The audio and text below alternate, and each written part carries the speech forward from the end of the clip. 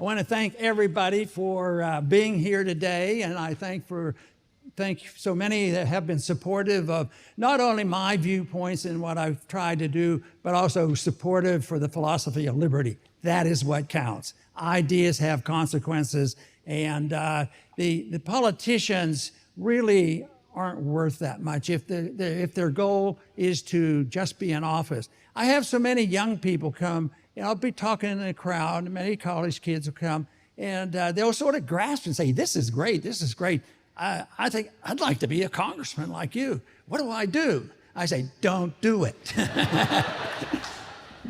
Don't do it at all, because I said, unless you're going there for the right reason. But if you're going there to be a congressman, what they're generally thinking about is, what should I run for first? How am I going to raise the money? How am I going to organize? Where do I do the advertising? What am I going to do on the internet? They want the technical part. And that I never gave 1 minute's worth of thought to, because the only thing I was looking for in the 1970s was a forum to talk about something.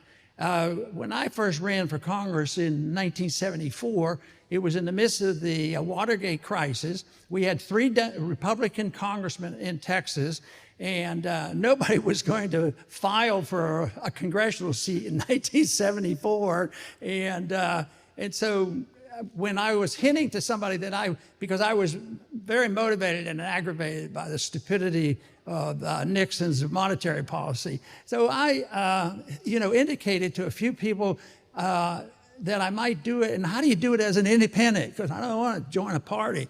But the Republicans then were really desperate.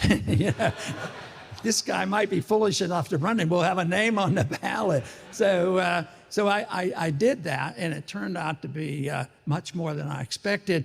But the goal was very clearly talking about the issues of liberty and talking about monetary policy. And that took not too long a time to realize that it was a difficult task. But I did that, and to my surprise, the incumbent Democrat resigned from office, and there was a special election. And a special election is special. Its different, it's completely different, and it's sort of one of those things you couldn't plan it. There was no way this could be planned. I never had it, or never could have had that. When I was 18 years old, I knew I was going to go to Congress. Nothing like that. When I was 18, I was barely thinking about maybe I'd like to become a doctor and do something positive. So that happened, and lo and behold, the special election turned out differently. But my wife Carol's with me today, and I think she's sitting back there. You might say hello to her.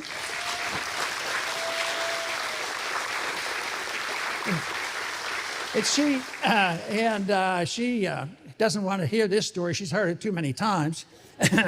But, I'm thinking about what I thought the consequence of the breakdown of the Bretton Woods Agreement would mean. And it has meant a whole lot. A lot of people, that is a big date in monetary history, no doubt. So I told her, I said, I think I'm going to run for Congress. And she said, what? What are you going to do that for? She said, you have a medical practice here, and you're doing this. And I said, you don't have to worry about that, because she says the big problem with it is that it's dangerous.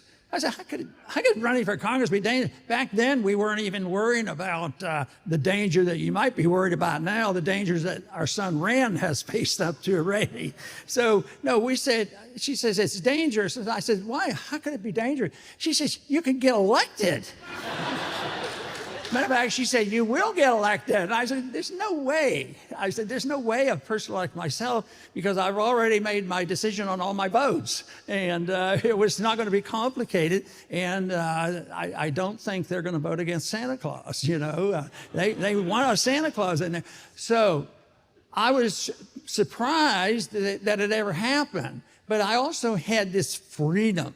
I had this freedom because the desire wasn't to get 51% and become a congressman, this sort of thing. I had the total freedom of doing what I thought was important. My goals then at that time were to try to set a standard, set a record, make a record, because I always assumed that maybe there would be a time down the road, because I certainly wouldn't be in Washington very long, down the road somebody might take it and put it together and look at individual votes and say, oh, this makes sense. This comes together. He votes against war. He votes against violation of civil liberties. He votes for voluntarism in a free market.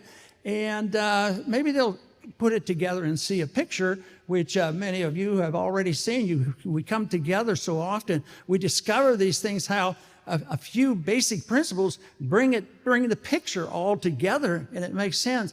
I know in the last day I met a couple people say, yeah, it was always, boy, that just like turning on a switch, that it makes most sense by doing one thing: defending your right to your liberty and assuming responsibility for it. So that is not complicated at all, and that is something people can understand.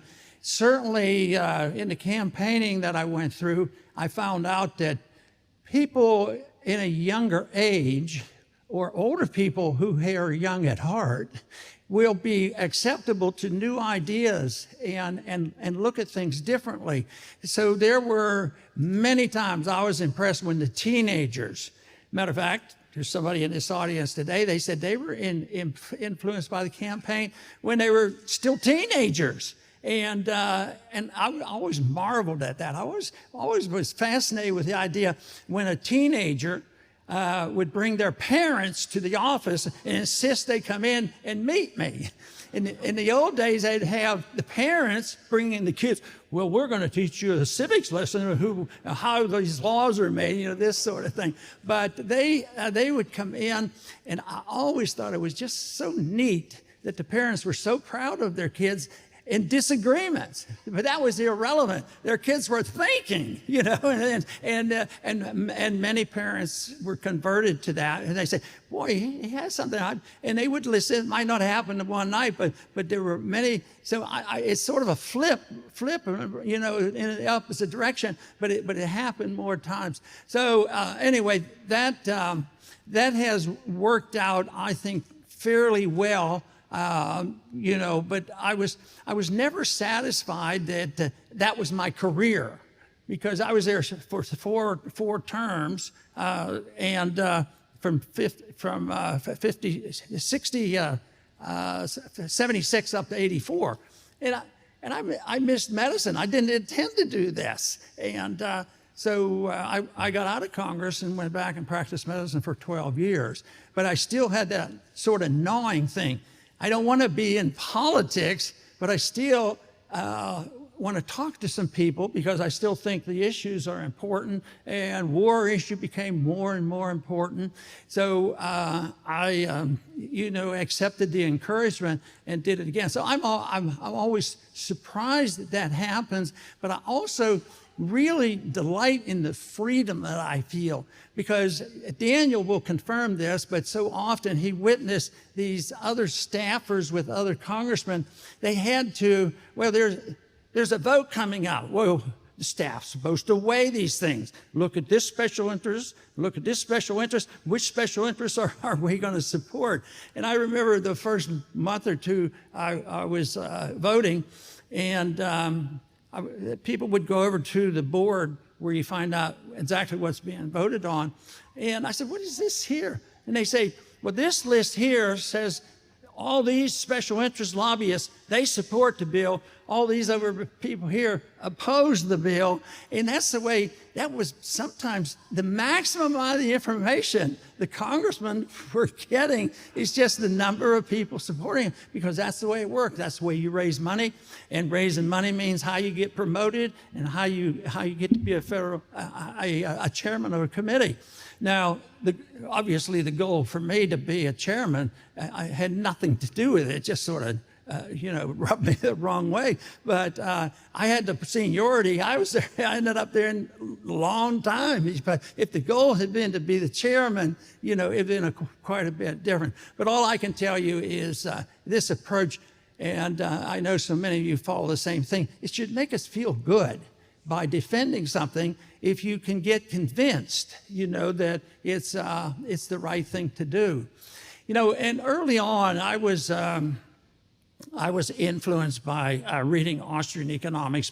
Before the Bretton Woods broke down, I had read some of the things on Hayek and Mises. But I remember there was one day back then, it would have been in the early 70s, before I had run for Congress, there was a little announcement in the, probably the Houston Chronicle, which doesn't exist, or exists but doesn't publish anything. It was about this big. It was about this big, and the announcement was that Ludwig von Mises, Professor Mises, would be speaking at the University of Houston on such and such date. And hey, this sounds neat. I'd sort of like to go hear him. But there was only one other person in the whole town that I know would probably know who he was. So I went, and he said, "Oh, no, that sounds good." So we both canceled our office hours for a few hours and drove to Houston to hear Mises give the lecture on socialism. And this was pretty amazing for us to do that. But the interesting story about that was many years after that. That was in early 70s, 71, I believe. It was one of Mises's last lectures, and then maybe. It could have been 30 years afterwards. I was giving this little spiel, and it was at a Mises function.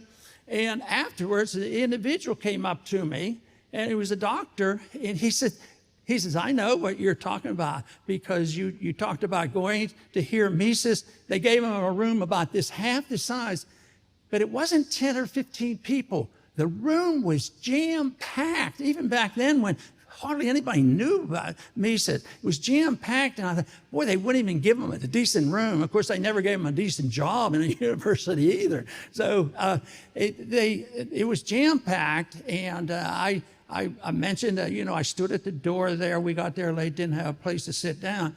But the individual in the audience at the Mises function came up and told me, he says, "I remember that. I remember seeing you there." And he's a doctor in Pasadena, and somebody will know his name, I'm sure, because we still see him. He says, I remember you standing at the door. I remember exactly what you told him, because he was a student at the University of Houston, and he was the one that organized Mises. He was probably the only student in the whole university that who Mises was, but he had organized and got Mises to come there. It was just an interesting story about the coincidence about how that happened. But one student had some effort, others did, and I was impressed with the whole notion that even then people were interested. It was known. I mean, he was known well enough, but not the professors. There probably weren't very many professors there. So it was a very exciting time. But on elections, I think that elections. What do they really, are they necessary? Should we have them? And yes, I think there is a significance, but it has to be, you have to sort it out. Is it significant because you can sit back and say, we are such great Americans. We believe in democracy, and we're going to have fair elections, and we're going to let the majority sort all these problems out. But the one election that I remember and read a whole lot about, that they are significant, many times in a very negative way. And the one I'm thinking about is 1948. And that was when LBJ, orchestrated one of the worst thefts in history about stealing the Senate seat. And so he gets elected, and he has a career afterwards. He gets in there, and he was just a just determined to have political power. And he ended up getting it. He ended up becoming president. And he, of course, then inherited the Vietnam War. And he was a terrible, terrible warmonger. But he did this, and he ended up with this tremendous power. But come 1968, 20 years after that, he was first elected. I mean, he was in big political trouble. It was discovered the first primary in New Hampshire that he has been, hurt. He was politically weak, and he dropped out of the race suddenly. It was a big event when LBJ dropped out of the race. And then, of course, it wasn't long after that he went back to Texas, and he spent all the time. He got exactly what he was aiming for, and he died a miserable death. I mean, he was one, but didn't take care of his health, and I guess he gets to that point. He has all that power, but he had nothing. So within a year or so, he died of just bad health. But it was something I always thought about. Spend a lifetime with a goal of getting power. But people said, people use that term a whole lot. Ron, if you become a chairman of the banking committee, you're going to have a lot of power. I don't want power, but I don't shy away from the fact that if I can have a little bit of influence on the issues of the day, I'm willing to participate in that. But they deal in power. Everything is power. That's what's going on. Because I claim these elections are, a farce. Because when it comes to, the process that we're going to have fair election, they're a farce because in one way they're fighting tooth and nails to find out whether LBJ types are going to win or somebody else with some different views. But they fight over that. But they don't. They never stop and think that what is it going to come of all this? So they do this, and there's no stopping it. It just continues forever and ever. And the LBJ case was a typical example of that. But they really want the power of it, and that is what they're doing today. It's power.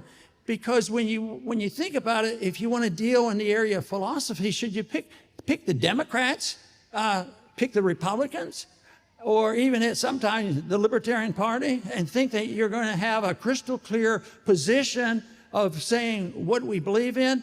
Well, it's very easy to mock the two big parties, the two major parties, because which party is going to end the Fed?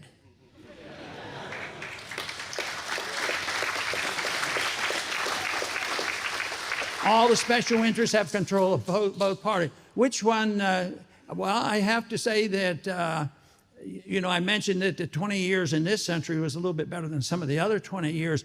But foreign policy, if you look at it, really doesn't change. Daniel had pointed out earlier that sometimes he'll say one thing, the president will say one thing, but not really do it. The troops are still out there. The military-industrial complex is going to remain very, very powerful. Are we going to repeal the whole principles of the welfare state? Are we going to all of a sudden have a majority vote that's going to systematically every year cut the budget 3% a year or 1% a year? Sometimes a member will do that. They'll say, cut this program 10%, and they wouldn't vote for it. 5%, they wouldn't vote for it. 1%, they wouldn't vote for that either. No. The spending is going to continue. The deficits are going to continue to explode. The attack on civil liberties are going to be horrendous. And this whole thing, and I think one of the biggest threats to us right now, is the whole issue of the social media being nothing more than an arm of the government. And I think that has really done great harm to our First Amendment. Now, our First Amendment, when I left Congress last go around, the one thing I put on the top of the list is if we lose the First Amendment, we lose the chance to talk here and do it. And we are. Daniel mentioned it. Others have mentioned it. We read stories about it. Well, you will get canned. Oh, yeah. And then they hide behind, well, we can do that because we're a private company. but we heard the lecture today. There's nothing very private about it. It's crony capitalism, what it is, at its worst.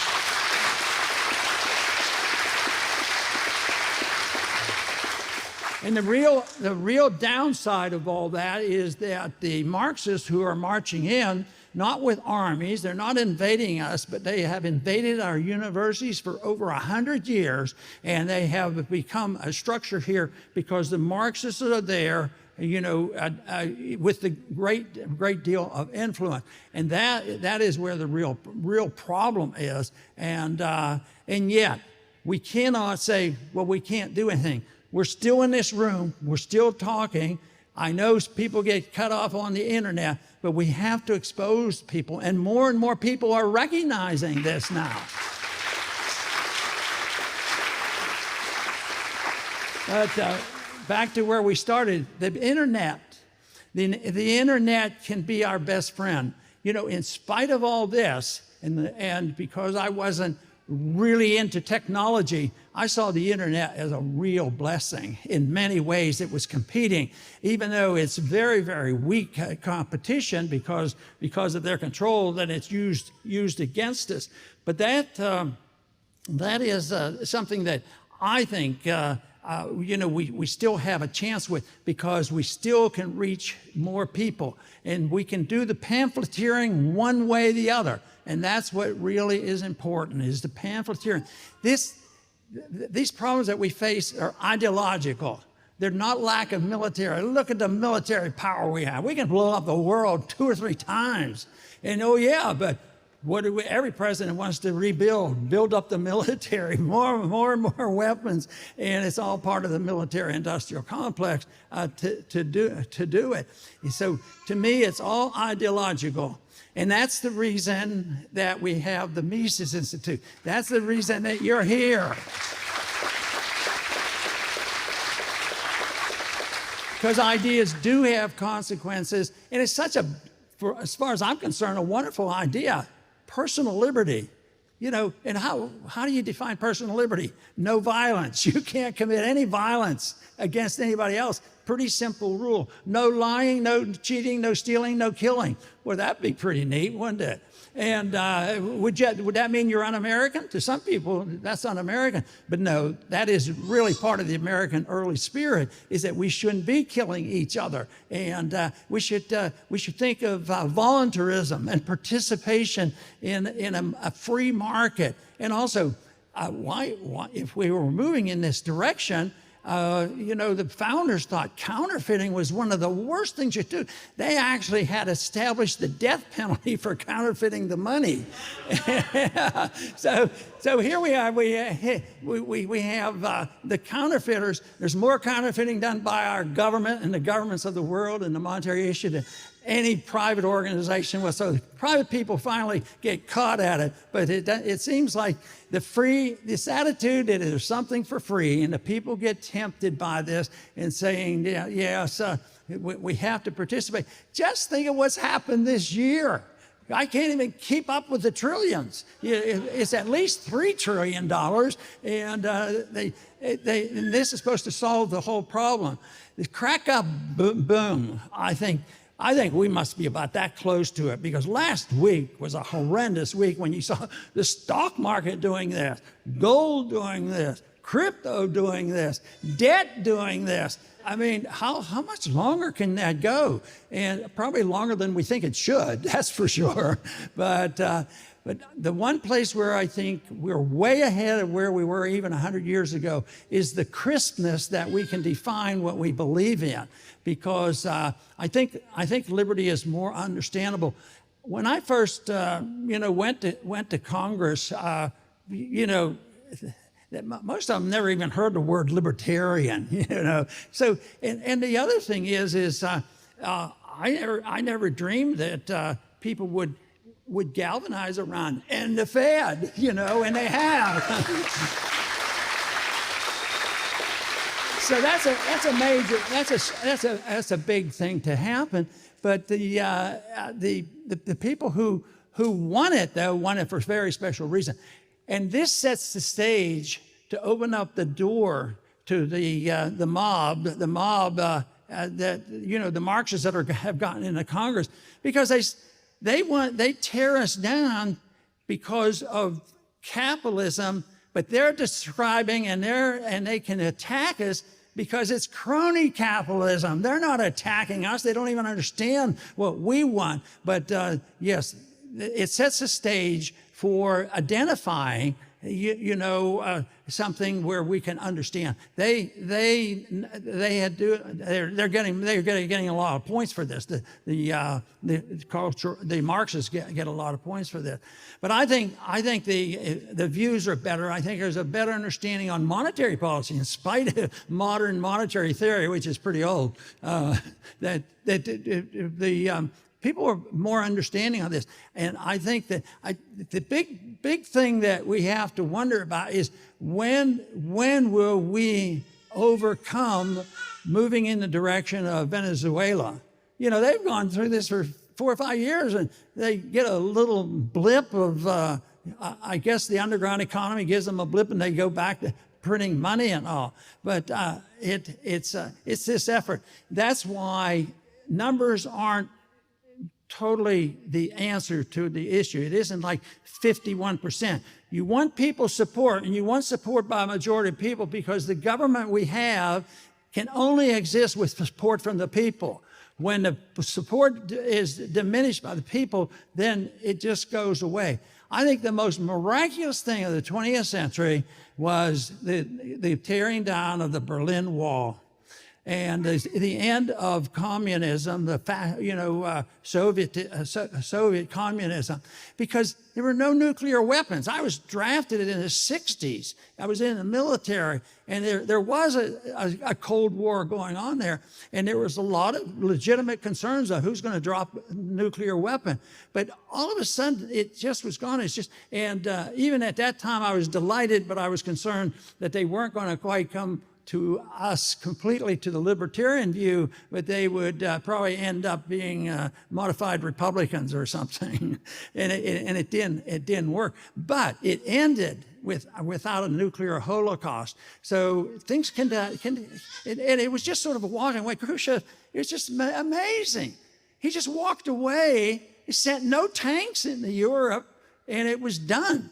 So we need another miracle like that, and that's a miracle or a consequence of just reality. And the reality is that there's no reason why we can't win, because what we're challenged by are a bunch of people who have no idea what liberty is about, no idea how to create prosperity, no idea what monetary policy is, no idea about how we should have peace. Because even though the warmongers are out there and they stir up these wars, that the people really don't want wars. I always say, the wars don't start by the teenagers getting together in one country and going to another country and getting their teenagers, because they're the ones who had to fight the war and get killed. So the teenagers get together. And they say, let's have a war. It sounds like a lot of fun.